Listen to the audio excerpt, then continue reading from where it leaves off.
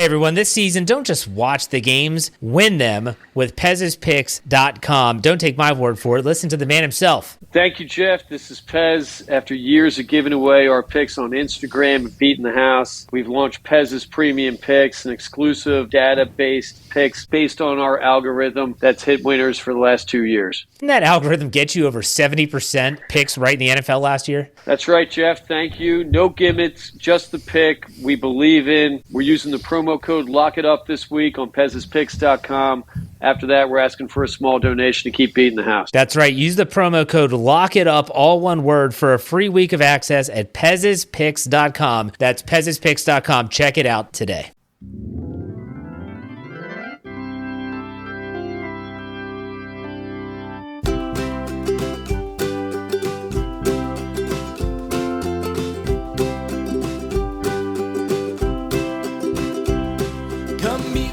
The Musial with Alan and Daniel. We'll talk about the Cardinals all night long.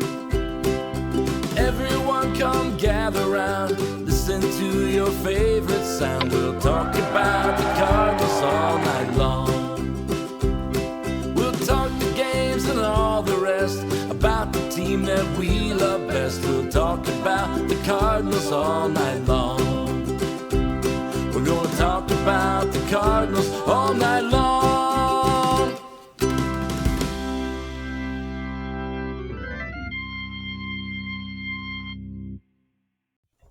Good morning. Welcome into another edition of Meet Me at Musial. I'm your host, Daniel Stofdahl at C70. With me, as always, Alan Medlock, a Medlock1 on the Twitters. Coming to you Saturday morning after quite a game last night in the playoffs. Alan, I didn't watch any. I was in bed early last night, and apparently I missed quite a thing. How much of that? Because I know you. I imagine you probably watched all of it. Yeah, well, I followed all of it. We had football last night, and I got home. I was thinking last night it was actually pretty cool, but I got home and was still able to watch 7 innings. Yeah, and it was great, and that's what makes games like last night are what make. I will argue this, till the cows come home, that playoff baseball is just the best. It's just, there's just so much drama. I know people don't see it. I know it doesn't have a lot of the excitement, attention grabbing excitement of a basketball situation and stuff like that. But just pitch by pitch, scenario by scenario, it was insane good last night. And that's just what playoff baseball is all about. And, I kind of like to see Seattle has a great crowd. And when they're involved, it's pretty crazy. It's to see a Toronto-Seattle ALCS will be interesting to me. It's definitely new blood. You're going to see some new stars, things like that. But last night was really, really fun to watch. I mean, 3/5 of their starting rotation through last night.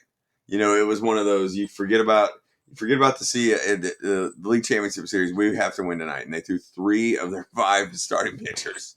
Yeah, I think that playoff baseball is pretty intensive. And I think it's an indication when you see a game like that of how sometimes you get robbed of that in the regular season with the extra man on. And I know we all complain about that.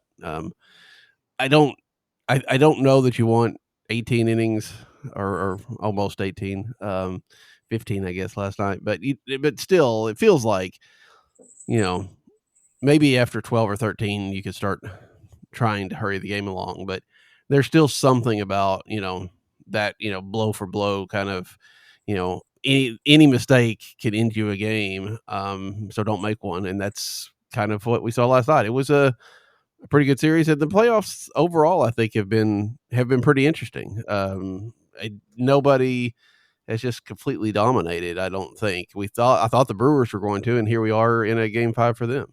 Sure. No, I completely agree with that. I kind of thought the same thing. You haven't had a team that is separated yet, and and some of my mindset on that is when these have been great series, but the legendary series are usually the league championship series, Mm-hmm. and some of these matchups are could line up to be pretty good. It's one of the deals too that sometimes you're just in your run. Like the Dodgers are, I know we're talking about the Brewers, and the Brewers, Mhm. everything they touch is gold right now. And, it's actually impressive to see. But the Dodgers is it's just a different level to where you thought that roster's too good to be where they are. And, it's funny that they didn't have enough pitching at some point this year. I'm leading up for me to say this. They finished the regular season well. They go in and win their wild card series. They come in and they're playing this series, who I really thought the Phillies had a World Series type team. Mhm. And wouldn't you know that the throwing error would benefit the Dodgers, and that it's going to benefit them enough to where they're going to have the pitching advantage going into the next series. Which honestly, at this point, this doesn't mean as much in the era where it's more about your bullpen than it is your starters. Mhm. But they get on the throwing error, which is tough to watch in a great baseball game the other night, to where now everything lines up to them to where they could ultimately win this thing, and it be we should have known they were the best team forever, but you just saw that luck was on their side at least 2 or 3 times. And it's just kind of crazy how the game works like that. It's kind of like the Patriots run and those things back in the day to where things just fell into place for them. It just feels like that's kind of what's happening with the Dodgers, to where now you get to the point to where you're thinking, well, even if the Brewers, who I hope and assume are going to win tonight, they make it. You can see the Dodgers beating them in 6 and going and winning a series, or playing in a game 7 of a series, and you look back and you're thinking, well, just things fell in their favor on several occasions, where ultimately they still may have the best roster, if that makes any Mhm. sense. Yeah, I mean, you need a little bit of luck, but you also somewhat create your own luck, with having a very, very talented roster and, That's true. everybody knowing that you have that, right? I mean, there's some, you know, I mean, the throwing error is a tough thing to do, but, part of that is also just, that aura around them. I don't want to get too far into that, but I think there's something about, you know, trying to do too much because you're playing the Dodgers. Yeah. And I couldn't. It was reading about that. I didn't see it, but reading about that throwing error was tough. But it made me think of. I know it wasn't the same situation, but do you remember Randy Choate doing something similar to that? Except he just threw it away at first. Oh yeah. So that kind of thing. Those kind of things have to stick with pitchers, and especially when it ends a season like that. I mean, that's going to be hard to deal with for a few months, I would imagine. Yeah. And it was. Yeah, that's a good point. I mean, it's one of those things where even, yeah, I mean, you know you're doing PFPs all year. Mhm. You drive it home. It's one of those. You can even see Real Muto signaling to go to first. I mean, you have the easiest out in the world, and you just panic under that Yeah. stage, and it's another beauty of baseball. It's just that split second decision, and it just cost them. Yep. Yeah, I mean, ruined a good season, and you wonder about a run because they have a bunch of free agents. Yeah. Yeah. I mean, there's a lot of stories about, is this the end of the Phillies team with free agency, with players getting older? Um, and I don't know that I would necessarily want to put a nail in their coffin just yet, because the Phillies have been good for a while, but we've seen the Phillies do this, right? Yeah, The 2011, when the Cardinals beat them, Ryan Howard tears his Achilles while he's making that last out, and it took them a while to come back from that, because that team had I remember it stair stepped, right. Won the World Series, lost the World Series, lost the championship series, and then lost the divisional series. And they were out of the playoffs for a while. I mean, most teams, unless you're the Dodgers, I guess, have cycles, and the Cardinals have been that team where a while you thought, okay, they're going to be there every year, and now they're in that down part of a cycle. Um, so it could very well be that the Phillies are in that kind of cycle again, that they're going to, wind up, not being quite as good next year. I guess it depends on, what this winter looks like. And I think we've talked about a lot. I don't know how this winter is going to look for a lot of teams with that CBA hanging over them. Are they cautious? Are they, hey, we got to get in beforehand? I don't know. I think it's going to be interesting to see how teams approach this, because that's going to be at the back of their minds. Sure, and that's it is such an ominous cloud, at this point, and every article and or podcast or show about the future always goes there, and that's when you hear the major pundits talking about it, it's got a little bit worrisome. Yeah, yeah. Um, so it has been a big week for playoff baseball. It has been a very quiet week for the Cardinals after the bloom is off the rose, so to speak, of the postseason. We're just kind of settling into that moment where there's not a lot that can happen until the World Series ends. But we're getting more information about Chaim Bloom. We're getting a little bit more of a look at the transparency that they're going for. Um, Alan, I mean, like I said, we were talking before the show, and you were listening to him on Gas House Gang. We've had some articles. Rob Raines wrote a really nice piece and talking to people about Chaim and his background, how he came up. Is there anything just that stands out to you as you've watched and listened this week? Well, I think that there is a definite a definite expectation or goal early for the new front office to be what's a little bit refreshing about it is that the message, I hate to say it like this, but I don't have any, but Mm-hmm. the message had kind of been sent, and not necessarily in the terms of attendance, but you can tell that they're trying to get out of things that were not a high priority. And I say this knowing that Mo is better than he was going to get.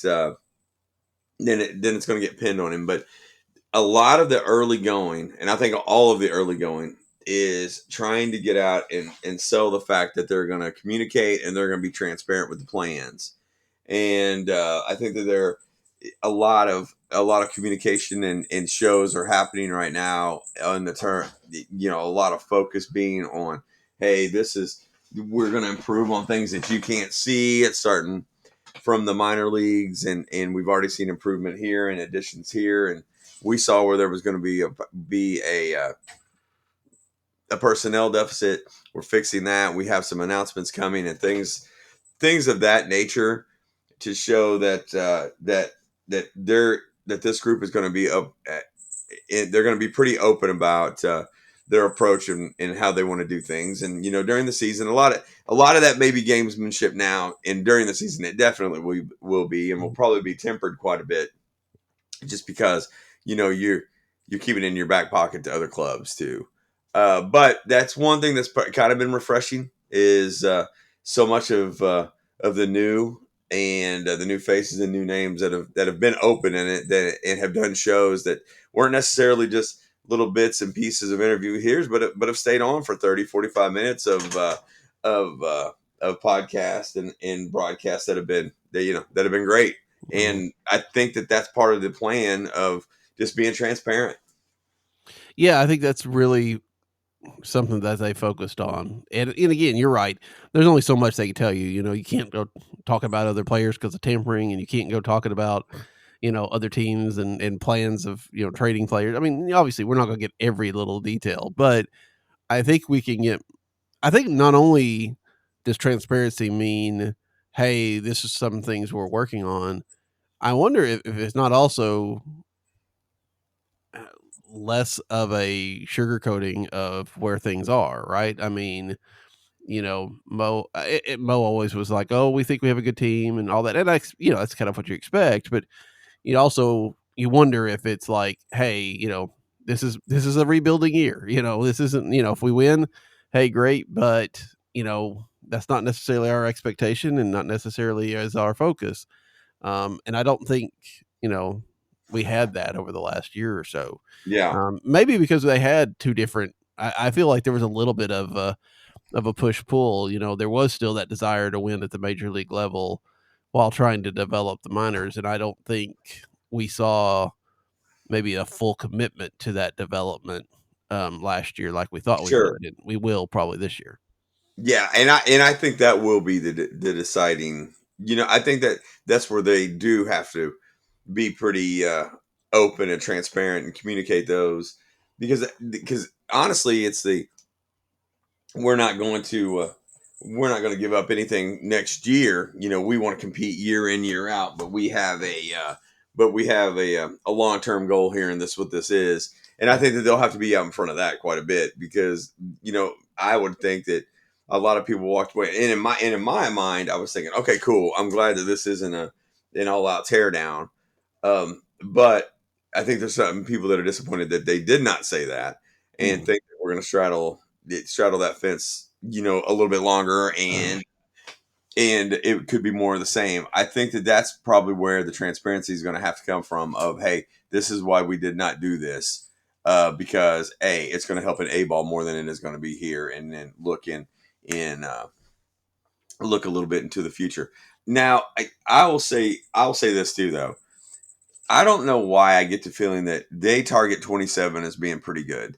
And I just get the feeling that hasn't been said. I haven't read it anywhere, but I think that next year will be one that I think that Bloom has seen enough in the minor league system that we may see just enough a movement here or there to where I think the organization believes that not necessarily 26. I think that this could be a very similarity to this year, but 27, they think that they may be back to where they could potentially compete for a division. And that's why some of it, I believe, of, hey, we're not going to give up next year, but this is for the long-term goal. I think that long-term goal may be closer than we think. Might be. I think that transparency is going to help this year when, if they get in a similar situation that they were in last year where, 2 weeks before the trade deadline, they look like they're hanging around the fringe of the wild card. I think they're going to be able to say, look, that's a short-term goal. We're not where we need to be to make a long run. And so they'd be much more likely to sell there, even if I think this year we were kind of thinking, and I think Mo probably wanted to maybe to bring in some sort of small piece that might put them over the top or at least keep them in competition. I don't think Bloom's going to have that. I think he's going to say, look, this isn't, we're not going to go out and sell it all part of our future just for this off chance of get in and get beat type of situation. Yes. Yeah. No, I agree. And that's well put, because that's kind of that was the direction that I was kind of going. Yeah. It's don't expect a big ad if you're within 2 games, or even if you're leading the wild card, so to speak. Mm-hmm. That you may move somebody out that has some value. I think that will be the biggest step in 26. I'm curious. I know we're going to talk about this a ton until it happens, but knowing that, I don't know why I feel that way, but knowing with the need and that it may be a little bit closer than we think, I for some reason I want to almost go 60-40 that Gray stays at this point. I don't know why, and I say that just by reading what I've read and listening to the shows a little bit. I think they're going to have to be blown away to move him at this point. I mean, I don't think they necessarily want to trade him. Yeah. I think that they want to do right by the player. Yeah, well, you are right. That the caveat being, I was going to say that unless he's being more insistent than we know, which would not surprise me, honestly. Right. But I mean, they're already talking about having to go in and sign a free agent pitcher because they don't have the innings. Yes. So yeah, I mean, if unless somebody came and bowled them over with some huge offer, I don't think they'd move him. But I also think if he says, look, I'm not, I've got an option for next year that y'all might not pick up, or even if you do, you may not be ready yet. A place like Atlanta fits some of my things. Let's see if we can't work something out. I think that, I think it's more on him than on the front office. Because given their preferences, I think they'd probably just keep him because there's not really a payroll issue. We talked about that last week. Yeah, that the payroll is small compared to what it has been in the past, especially with, especially if you trade Nolan and get some of that salary off. So there's really no issue of keeping Sonny Gray because you're bumping up against your payroll issues. So I think, there's no reason to trade Sonny Gray unless you get a really good deal or he really wants to go. Yeah, that's if he really wants to go, I think is the overriding, Yeah. factor on this one. And for several reasons, the fact that he can kind of determine where it is anyway. But all that being said, I think that you're spot on about we probably won't see a lot of the long-term plan, I wouldn't think, till maybe the deadline of 26. Yeah. Yeah. There's definitely going to be some of that this year in the winter, but because if you're trading off, some of these guys that are still arbitration eligible or before that, you kind of get an idea of at least what preferences they're making, right? But I think you're right. You're not going to get a real good. You'll get an idea of during the year and see what this future lies, but there's a foundation that has to be laid, and it's still in progress of just laying the foundation, and then you still got to put up the walls and get an idea of what this really looks like. Yeah. But all of this being said, adds to a little bit of excitement, and what we're getting ready to head into, and it makes you want to get to the end of the playoffs pretty quick because you want to see how fast some of these moves that could potentially be made. Yeah, it's a lot different than last year, right? We Yeah. knew going into last year there wasn't the only thing that might happen would be a Nolan Arenado trade, and then of course that didn't actually wind up happening. But we knew they weren't going to go get a free agent. We knew they weren't going to, there wasn't really anything that they were going to trade except for Nolan. It was going to be a pretty stagnant roster, and it turned out to be, right. The Cardinals didn't sign a free agent until Phil Maton in spring training, and they didn't make any trades because Nolan vetoed the one, and the Red Sox signed Bregman before they could finish that trade. So it was ridiculously quiet. This year, we'll have a lot more churn, I think. We've thought that sometimes before, but I really think that we're going to have to see some sorting of this roster. It's not going to look the same because even Chaim Bloom has kind of said, hey, look, this is not an efficient roster and we've got some redundancies, and I think he wants to try to take care of some of that. Yeah. I think that one of the first things that anybody would be glad to see is kind of moving away from some of the backlog, and that's some of the redundancy. I think the writing's on the wall for several of the left-handed bats since it's so left-handed heavy. I think that bodes well for Walker. Honestly, if there are two people two names that I think we see moved out fairly quickly, and I'm kind of surprised on one. I waffle on one. Newt is probably one that I think moves out pretty quickly because I think there's going to be some interest. Come last week, I was thinking Gorman may get another run on this, but that may be another bat that heads out fairly quickly. But needless to say, I do think that we're going to see some of those roster redundancies cleared up a little bit, just basically path of least resistance and ease of use that the front office is going to need to build upon. So you don't think they would sell high on like Donovan and Burleson and move them instead of Newt and Gorman? No, I get the feeling that now both may surprise me a little bit. I wouldn't say surprise me. I think those two are pretty safe, honestly, because I think that you're going to get into a situation where I think they really, really like Burleson. Like that may be a name that we start thinking about as an extension piece more so than Donovan. And I think you can read between the lines on the fact that I think that there's a lot of people that are a fan of Burleson's game, and they think that offensively he's one that's going to uptick, continue to uptick. Donovan's one of those that you can see the sell high just because of the gamble that they're in right now, that they're going to have to. They're not only in a system that you're trying to rebuild, you could probably get quite a bit back from Donovan. All that being said, I think those two may be safe, and that you're probably moving out some of the other guys that whose runway's kind of at its end, and that's why I say Gorman and Newt. And honestly, here's the thing. home runs dictate the playoffs. And I think you're going to have a lot. I know you're potentially selling low with the strikeouts with Gorman, but I think that there's a lot more interest in him just in power alone than we see. There may be, especially if somebody thinks. But again, even if there's interest, somebody's going to try to buy what he is instead of what they think he could be. Sure. But yeah, I would imagine they could move him. It just depends on what they would get back.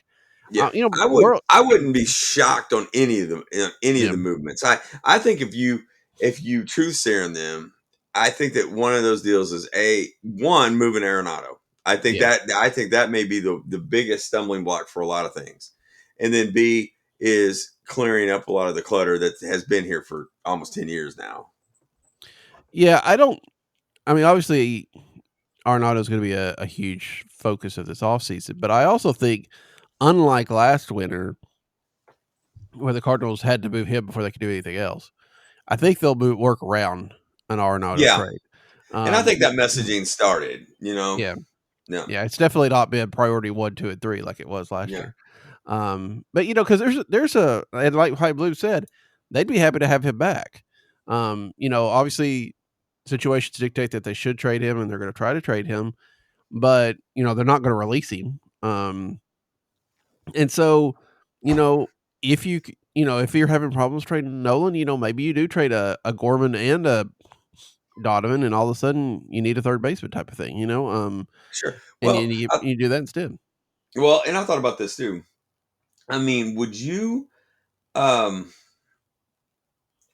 We know what they're going to be next year potentially, and knowing that we're going in with the expectations low, and you bring back Gray, and you sign a free agent guy that's a swing man or somebody that's going to eat innings for you. You know what I mean? You move up Leahy. You do those things that are going to be the Band-Aid for at least a year before you feel like you're ready to compete again.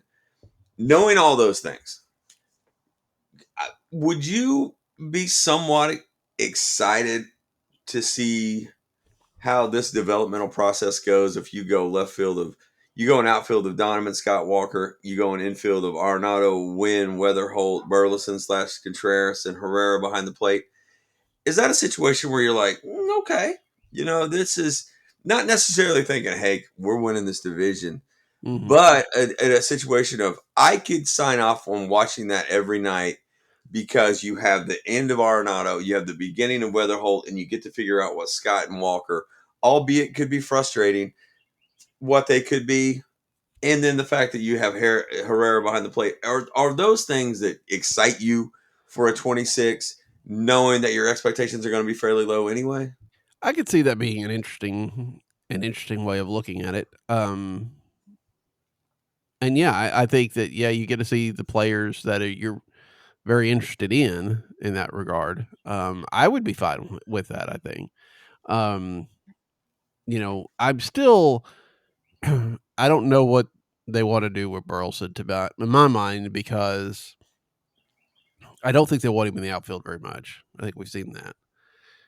But I don't think you want to, if you keep Contreras, I think Contreras is going to play the bulk of the first base, which means that Burleson's DHing most of the time, which is fine, but I think they like to have that, available for other options, especially if for some reason Herrera doesn't take behind the plate again. Sure. Or even the days that he's not catching, because even if he's the primary catcher, he's probably catching 100 games. There's going to be 40 or 50 of those other games that they want him to DH probably. Yeah. So that's really about the only reason I would think they would move Burleson, is that there is a little bit of a clog of trying to get him in the best spot. But I think you're right. I think they do like him. There was an article, Katie Wu wrote an article on Ollie Marmol that came out, I think, yesterday, and part of that, was just it was about the communication, really, about him and his players, and part of that was him communicating with Burleson and said, there was a time, I think it was in May or June, where he didn't play very much, and he was up front and said, hey, look, we're looking at these other players, and it'll work out, and then of course later on it did. And that kind of communication, has been a big benefit to, I think, to Burleson and to others. And so I don't know. I think that they like him. I think that, he also is one that has value right now. So I don't know. It really it feels like, and we've talked about this some too, but with Bloom coming in, it doesn't really feel like there's anybody off the table. Sure. Now, I For the will most part. wholeheartedly agree with that. There's some that are very, very likely off. I don't see him moving Herrera. I don't really see him moving Wynn. But anybody else for the right deal, yeah, I think that could work out because they've got other options. Yeah, with that, yes, yeah, and I'm glad you said it because I agree with that. I mean, look, I know it's easy to draw this comparison, but the first MLB trade rumor article that comes out was about Herrera and how much interest they're receiving in him, which is no surprise to anybody. No. It's yeah, he hit the ball, and I think he opened a lot of eyes this year with how well he does handle the bat. One of those situations, and so you're going to see it. But I think that that's probably going to happen quite a bit with Cardinals players throughout because they know that whether that's agents getting the word out or however you want to look at it, the availability is there of these guys because you're not certain that anybody's a lock. Yeah, absolutely. And I think, yeah, it does bring a lot of speculation, which means we've got things to talk about this winter, which is always absolutely a good thing. We always like that. So, speaking of speculation and things that might be worth talking about, a couple Cardinal legends are in the mix for coaching positions. Let's go with Albert first. Albert really feels like he's the front runner to take over the Los Angeles Angels job. Of course, I always wonder with his contract, with those that, that personal services contract that he signed. I don't know that he could manage anywhere else. I don't know how that works, but it feels like, a a lot of people talked about him managing the Cardinals. I don't know that he could have, honestly. But what is this? What is this for you? If Albert does get this job, I think we talked about it some last week, but I mean, this really feels like it's going to happen now. Yeah, I agree. And there's a part of me that's surprised it hadn't happened yet. Mm-hmm. After we talked about it, you know what? I really don't know how to feel about this one. Honestly, there's a part of me that is I'm an Albert guy. You know what I'm saying? I love Pujols. Don't get me wrong. I just don't know if Moreno ever does anything well. Yeah, and that concerns me a little bit. There's also the element to me on the coaching side of this thing that's like, is there really no one more? Is there really no other name out there than just to go get the best right-handed hitter of our generation?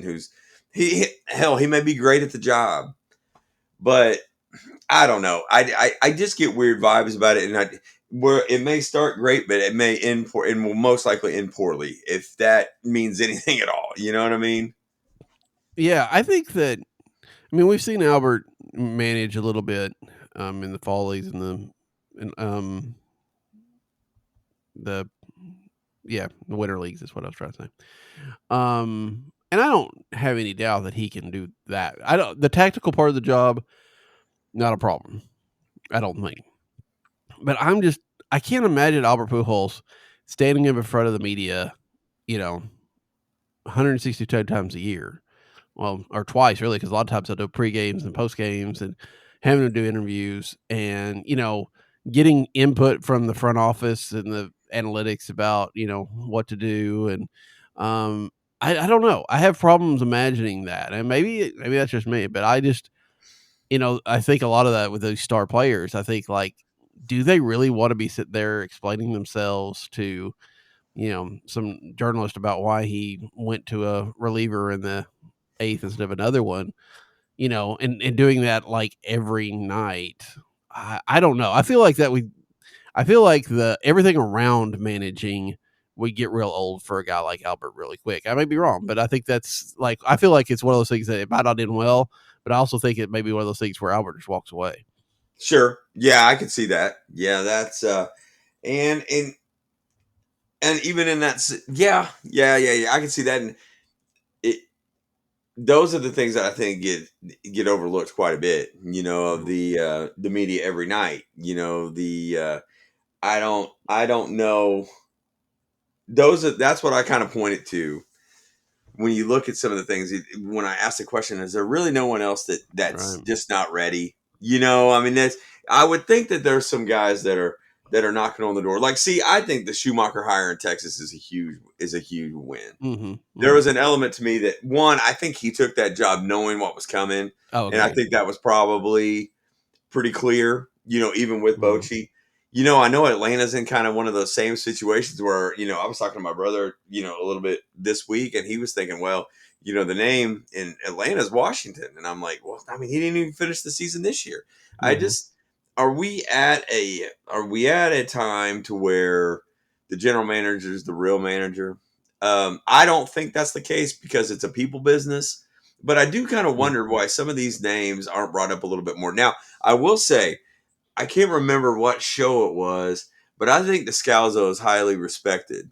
Mhm. I think Descalzo, David Ross, I think some of those names are probably knocked back and forth a little bit and will probably get a shot at some places.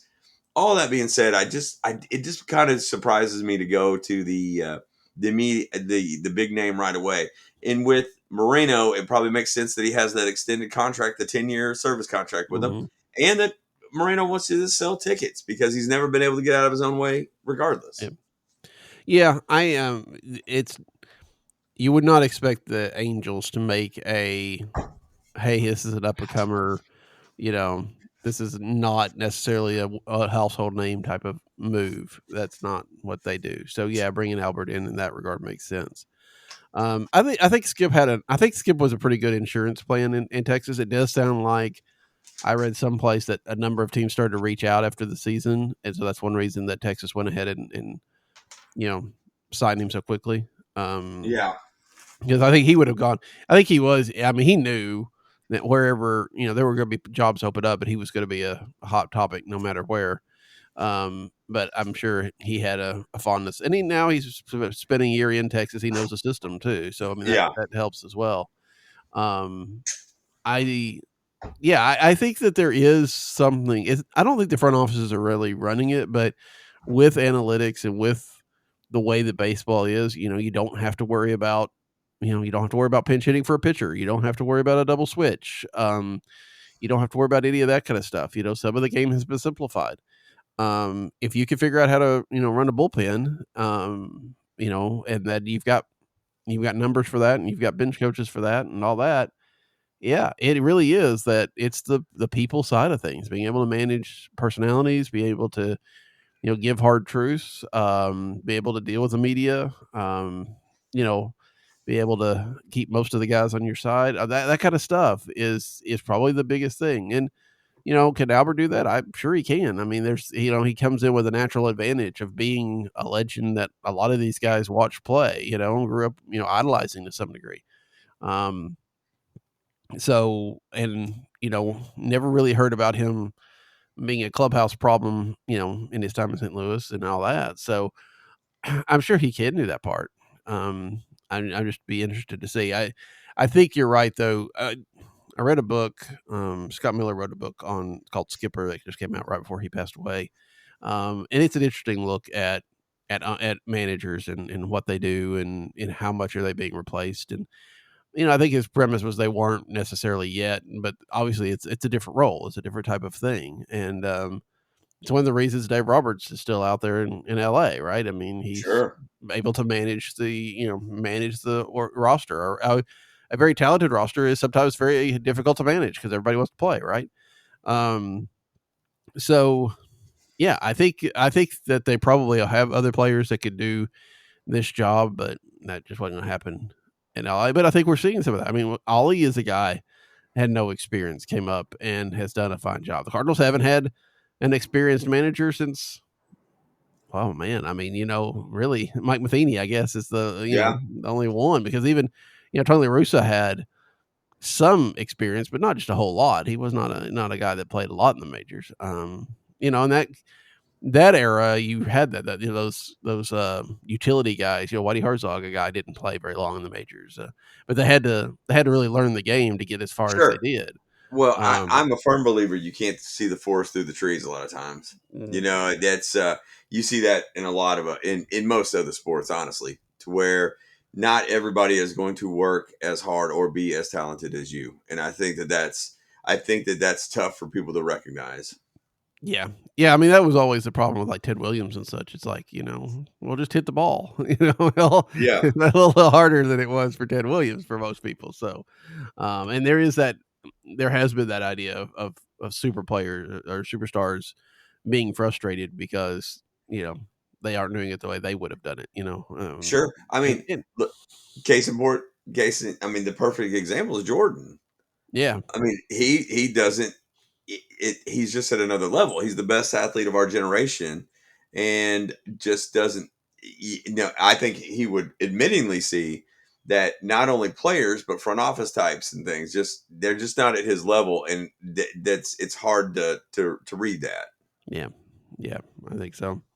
So the other one is, of course, a report from, I guess, Puerto Rican newspaper, or Spanish newspaper somewhere, that Yadi Molina has been in negotiations to join Ollie Marmal's staff in some form or fashion. We don't know what it looks like. We don't know how far down the road it is. We don't know if it's actually going to happen. But the fact that Yachty made 2 different trips this last end of September to be in the dugout probably lends a lot of credence to that. What do you think about Yachty maybe being on the staff? The would it how I kind of know how you would feel when I say this, but just because the longevity of the show. But when I read the article, I did kind of have an eye roll because I was like, "This is not that I don't want it to necessarily happen. I kind of want him to be a presence in the organization. I don't know if I want the what comes with him being in the dugout every day Mm-hmm. type attention. But I'm torn on this one because it's one of those that I'm like, am I missing out on the point of how special it would be if he was involved in an everyday role versus how much I'm going to hate it if he's in an everyday role because that is going to add so much just to me BS that would go throughout the year because if things were at a downturn, what's going to be said. So there was an element to me when I heard that I was like, oh, please don't do this. In a year of transition, just let's go path of least resistance and cut this down until a year when we know that they're closer, then have to deal with this right now. But I think that's going to be relevant until we know an answer one way or the other. And I think the answer is going to be that he'll be involved every day. Maybe. I think that, obviously Yachty's employment history since leaving as a player has been interesting, being that he spent a whole year as assistant to Mo and he never showed up. And again, I think there were other reasons. I'm not blaming Yachty. I think there were some family issues and other things like that. But he never, that was one of those things that we always talked about. When's Yachty going to be around? And I don't know. I wonder if this is going to be a situation where it's going to be like an advisory role, and maybe he's not there every day. I wonder if it's more of a, occasional like roving instructor type of thing, but at the major league level. I don't know. I mean, maybe it is an everyday thing. I don't know if Yachty's at that spot. I think his kids are getting older. I don't know if he's ready to be away from his family for 6 months. I mean, this is away from his family, right? I mean, this is not like, a lot of families that are in St. Louis or whatever that can see him when they're at home. I mean, most of his family is well off. So, I don't know. I think Yachty wants to be involved.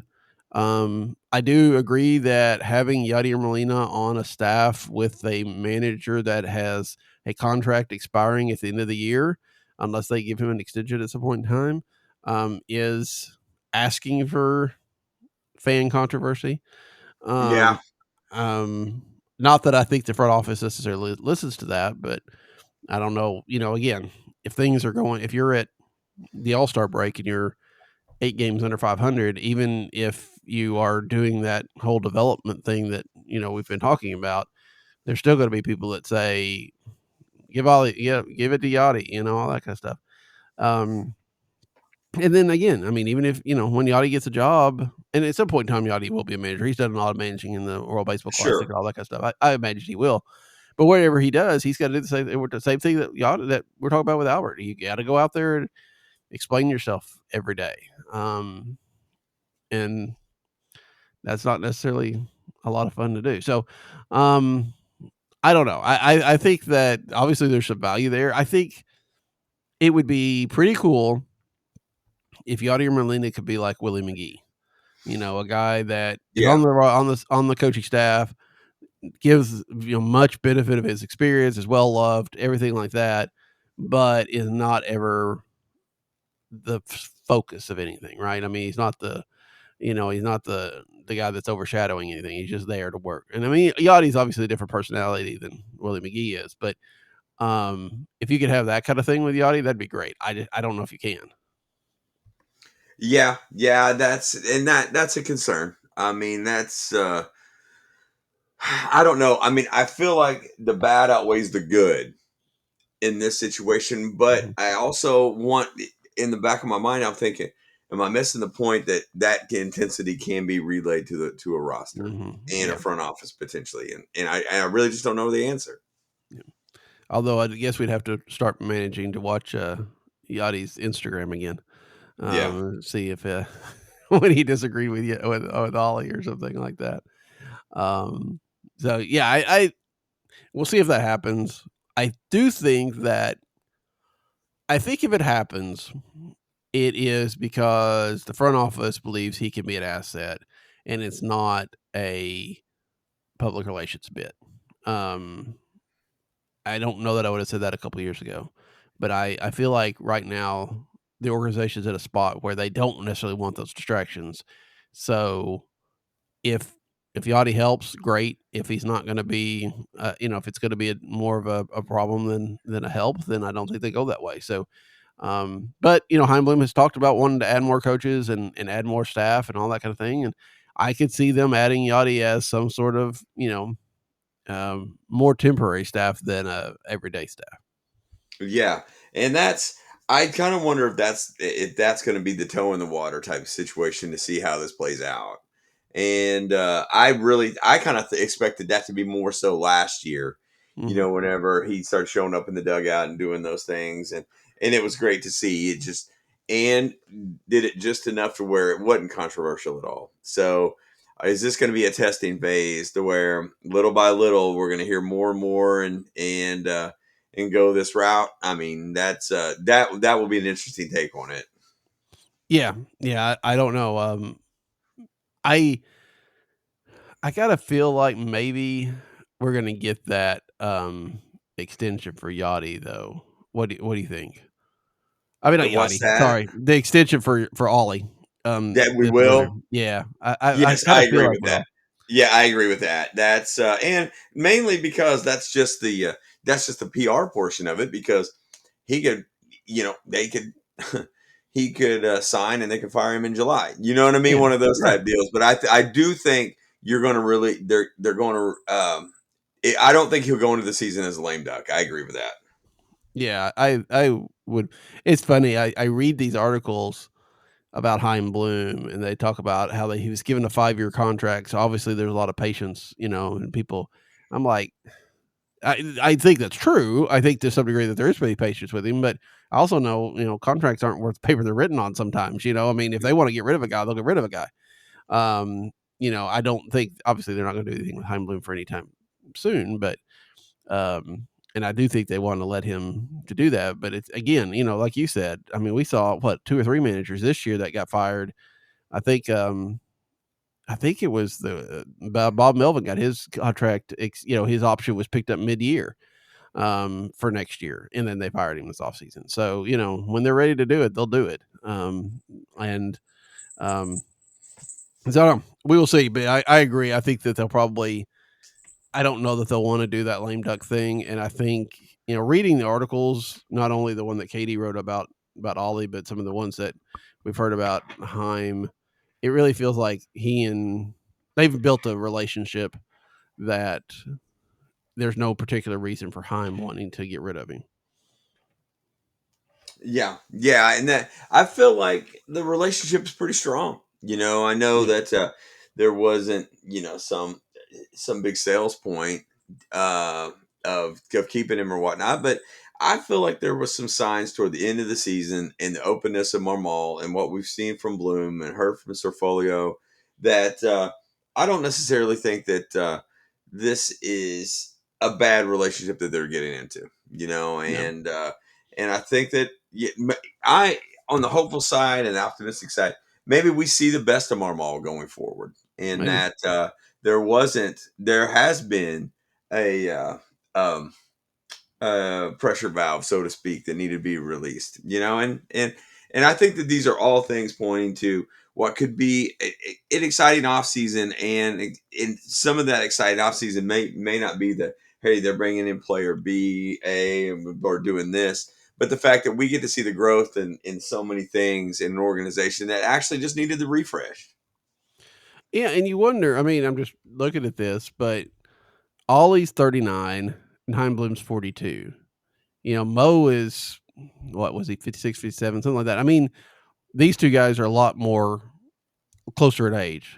And you wonder if that is a relationship, helps the relationship to some degree. They kind of maybe talk the same language a little bit more of a, I don't want to say equals, because obviously Chaim Bloom still is obviously his boss, but less of a gap between them than maybe there was with Bo and Ollie. I don't know. I think that'll be interesting to see as well. Yeah, that's it's. I think that we're going to have I think that we're going to have a lot of new information and not necessarily retread that we've had the past couple of years, and that adds to a lot of the excitement, And that's it's one of those things to where, enjoy the next few months or the next month of baseball, but then after that, I mean, we may be speaking about some things that we haven't had a chance to in quite a while. Yeah, hopefully so, and look forward to doing that as well. Is there anything else over this last week or anything that we might want to discuss before we wrap it to this week? I'm sure that earlier in the week I could probably think of some things, and oh, you know what? I do have something to bring up. Okay. What I know that we don't want to retrade and go back over the roster and talk about guys that are safe or whatnot, but you saw Walker in the Driveline video, and I know that a lot of that, there's a lot of caveat that's probably more for Driveline than it is for Walker. We know those things all together, but I will say this. I was listening to McLaughlin this week on his podcast, and there was a nugget that was kind of dropped in that said something along the lines of, he said, hey, this is slightly uneducated, just for some information that we have, that there's some organizations that have mentioned that Walker may be a lost cause. Do you feel like they're covering that up, or do you think that they've doubled down and be like, hey, no, that's not the case. He's athletic and we're going forward? And does a video in October change your opinion on that? I don't know that a video in October changes my opinion on much anything. I would really like to go back and see, because I know we've seen these videos, right? I know, like, Paul Goldschmidt went, I think. I can't remember if that was before the MVP year or after it. It might have been before it. In that case, you're like, oh, excited. But he also had the different bat and all that kind of stuff. I feel like we've seen others. I just would like to see some comparison between the people that have gone to Driveline and what their results were the next year. Sure. Maybe it helps, maybe it doesn't. I mean, on the whole. But yeah, I think it's a good thing that he went. I think that any kind of instruction is good for Jordan Walker right now, as long as he doesn't get even more confused in his head about some things. But at Driveline, you're hitting. One, they're going to put the best video up that you had of the day. I mean, two, you're also hitting batting practice. So I mean, I'm sure there are some nice metrics and things like that you could look at, but I don't know that pushes anything for me. I don't think the organization sees Jordan Walker as a lost cause. I think that they're frustrated with how things have gone. I think hopefully they realize that they may have had a hand in it, depending on Well, developing and all that stuff. there's a part of me. That was my follow up question. Go ahead. But I mean, and he's had a rough hand dealt to him. He's part of that 2020 group that wasn't playing at minor league stadiums, and he's had the early call up and all that kind of stuff. So he's had a lot of things that haven't gone his way, and if you read the article, some of that is maybe not making the adjustments he needs to make. But yeah, I think again, 23. I don't think that they see him as a lost cause. I'm sure that the opinion of him has shifted as a new group of people come in and get eyes on him, and they have a different backgrounds and different thinking. But I don't think the Cardinals are just looking to trade him off this winter for whatever they can get. I expect, especially with some of the talking that's been out there, I expect they probably hold on to Jordan Walker and see if they can't, and see if another year won't make him back into the player that you thought you were getting. Sure. Well, and even saying that, the video is more of a commercial for the company than it is for anything else. Bottom line is he was literally hitting in October. You know what I mean? And you're just like, well, that's an improvement on some of the things that we were kind of that when Brown had his comments of, hey, you can only do so much for a guy. Not that they were giving up on him, but hey, we're gonna have to get past this the breakthrough of training and preparing and things like that. Well, clearly that I say clearly, but from what we see now, that's at least an attempt to get better. On the flip side too, I do kind of wonder if the organization was like, hey, he is case number one of probably many of. You can see where the organizational development was lacking, and this is an example of where it was lacking, and we think that we can change that because we just think that we need more eyes, more hands, and more bodies involved in the development process that just weren't existent last year. And that's some of the regroup and rebuild that they've done, and Walker is maybe the forefront of that. Yeah, I think there's very good possibilities. It's a big part of that, and he may have just it's going to be frustrating. And I saw some people say this on Twitter too, but if he and a couple of the other guys just came up at the wrong time, right? I mean, if they had come up when the Cardinals were drafting and developing well, maybe he could have been a star. Maybe if he came up, in 2 or 3 years when hopefully they're drafting and developing well, he could have been a star. But he came up when he did, if he doesn't turn into anything, there's going to be, a lot of what if, I think, around him, and what if, how much is that of him and how much is that is he just didn't get the training that he needed. Yes. And that's frustrating because you don't, if a player doesn't hit or if it doesn't, become a player that you think he does, you'd like to think it's just because maybe you evaluated wrong or something like that. You would hate to think that it's because you didn't give him all the tools he needed to succeed. Yeah, and that's and I think that they're going to try to prove or improve on that and succeed where they can with what time is potentially left. Yeah.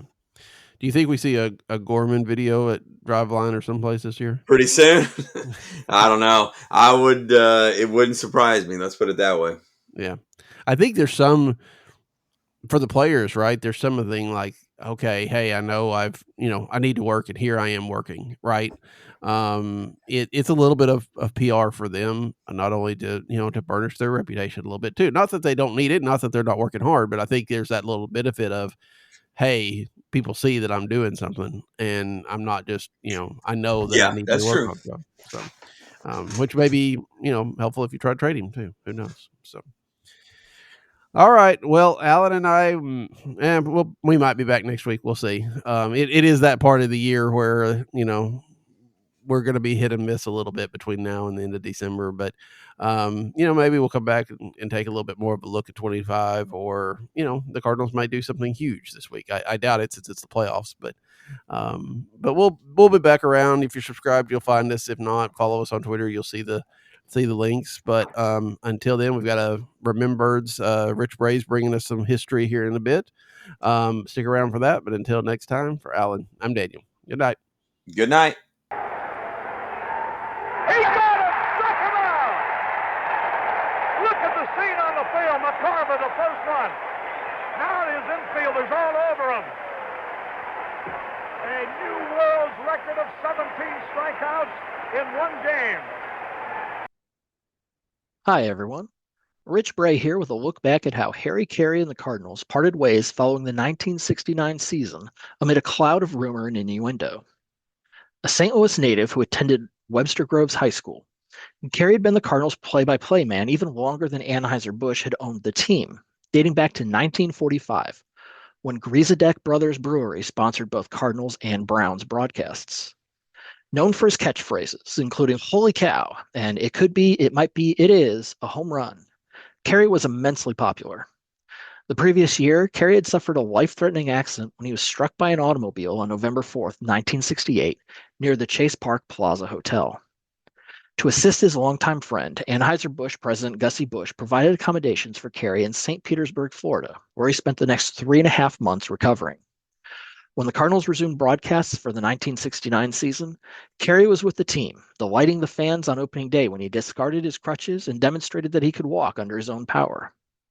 However, that season proved to be the final year broadcasting for the Cardinals.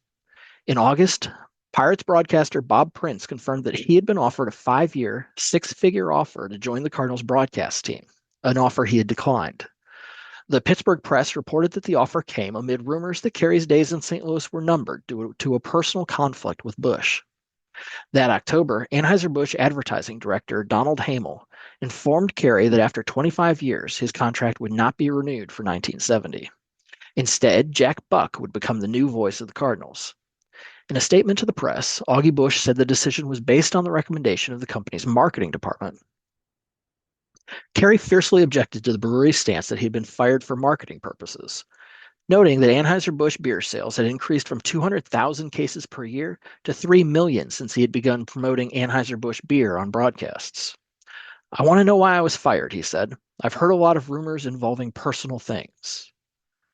The rumors he alluded to accused Carey of an affair with Susan Busch, the wife of Gussie's son, August Busch III. In Bitter Brew, The Rise and Fall of Anheuser-Busch and America's King of Beers, William Nodal Sater wrote, "In 1968, a rumor began making the rounds in Anheuser-Busch social circles that Susie Busch, wife to August, was having an affair with Harry Carey. It was a jaw-dropping, juicy tidbit that practically demanded retelling. Aside from the age difference, she was 29, he was 51, and the fact that both were married, Carey was the longtime voice of the Cardinals and one of her father-in-law's best buddies. That he and Susie would be an item seemed weirdly incestuous. The pair could not have been less discreet when they were seen dining together at St. Louis's only 4-star restaurant, Tony's, just a few blocks from Busch Stadium, visibly under the influence, and so physically affectionate that owner Vince Bomarito had to instruct his whispering waitstaff to stop staring at them. But it was hard not to. The sight of the florid, cartoon-faced sportscaster cavorting with the stunning young wife of August Busch III was not something a working-class St. Louisan ever expected to see or would likely forget. Busch III and Susan divorced in 1969. Both Carey and Susan denied the affair.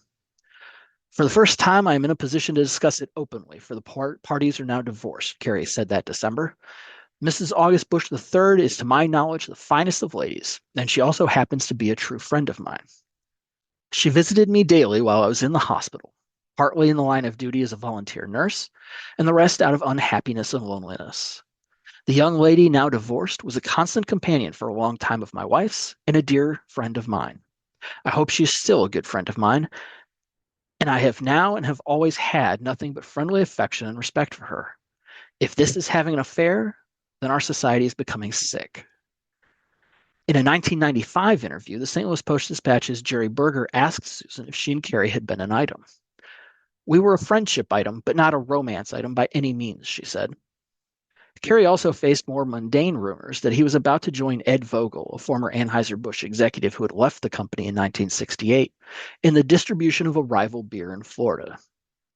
Shortly after Carey's firing was announced, a group calling itself the Harry Carey Fan Club protested outside of Busch Stadium. A petition seeking Carey's reinstatement also started in Jefferson City. "Out here in the boondocks, Harry Carey is the Cardinals to many of us," read a portion of the petition. "He makes the names in the lineup dance with reality, and the quivering faith or haunting doubt that goes into the outcome of every game, every play, gives new reality and lasting emotion to all of us who love the Cardinals." In November, Anheuser-Busch announced that Jim Woods, a native of Missouri who had spent the 11 previous seasons broadcasting Pirates games, would be beside Buck in the broadcast booth. Buck indicated that he and Carey remained on good terms. "We always were and still are," he said. "I always wanted to be number one, but not at the expense of Harry or anyone else." The following month, Oakland Athletics owner Charles Finley announced that he had hired Carey to join the A's broadcast team. At the announcement, Carey said he hadn't spoken to Gussie Busch since he was fired. "He can't look me in the eye," Carey said. "I think the old man's son had a big hand in letting me go. I was a great friend of his father." Carey spent just one season in Oakland before returning to the Midwest with the Chicago White Sox. Carey stayed in the Southside broadcast booth from 1971 through 1981, then was hired by the Cubs for the 1982 season. Carey remained in the Cubs broadcast booth until he passed away in February 1998.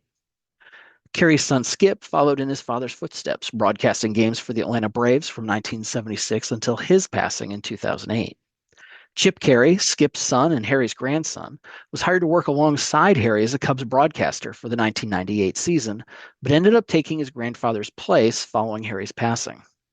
In 2005, Chip began broadcasting Braves games, and in 2023, he was named the new play-by-play announcer for the Cardinals, the same position his grandfather held 54 years earlier. So that's the story of how Harry Carey and the Cardinals parted ways. For more Cardinals history, visit STLRedbirds.com or follow me on Twitter at Remembirds, REMEMBIRDS. You know, a moment ago I asked a photographer who he was, and he said he's with the AP, and now another man's here with the UPI, and they tell me a story. Who? Oh, you're from Channel 2. They tell me a story has just moved on the wire that my contract has not been renewed. My contract's not up until December the 31st, and nobody has told me anything yet. So apparently somebody has told somebody something. At the end of 25 years, you'd think they'd at least let you know without the press being all over you. At the end of 25 years, they usually give you a gift. They're going to give me a kick in the you-know-what. If these guys are right, these newspaper men, they say UPI has moved the story that my contract has not been removed. 2 balls and a strike. Johnny Briggs, the hitter. The pitch is low. Ball 3. 3 balls, 1 strike. Well, we might as well have some fun if this is the last one.